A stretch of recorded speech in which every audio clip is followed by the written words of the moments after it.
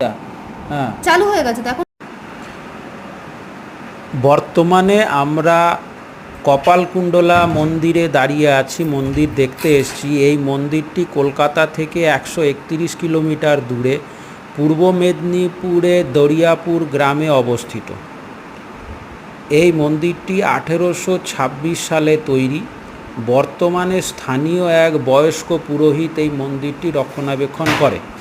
সপ্তগ্রামের জমিদার বংশের বালক নবকুমার সাগর ভ্রমণে এসে ঘটনাচক্রে হারিয়ে গিয়ে এই দরিয়াপুর গ্রামে উপস্থিত হয় এবং এখানে সে কাপালিকদের হাতে ধরা পড়ে।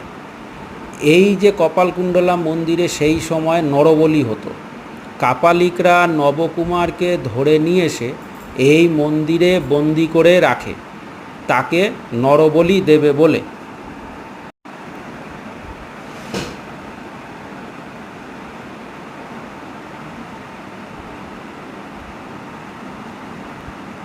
মন্দিরের এই বন্দিগৃহ বা গর্ভগৃহে নবকুমারকে তারা বন্দি করে রাখে এবং এখানকার কাপালিকের এক পালিত কন্যা, যার নাম কপালকুণ্ডলা, সে নবকুমারকে বাঁচানোর জন্য, নরবলির হাত থেকে বাঁচানোর জন্য এই বন্দিগৃহের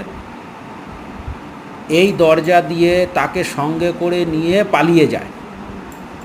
কথিত আছে এই মন্দিরটি 1826 সালে নির্মিত হয় এবং এই মন্দিরটি রক্ষণাবেক্ষণ বর্তমানে স্থানীয় এক বয়স্ক পুরোহিত তার পরিবার এর রক্ষণাবেক্ষণ এবং দেখাশোনা করেন।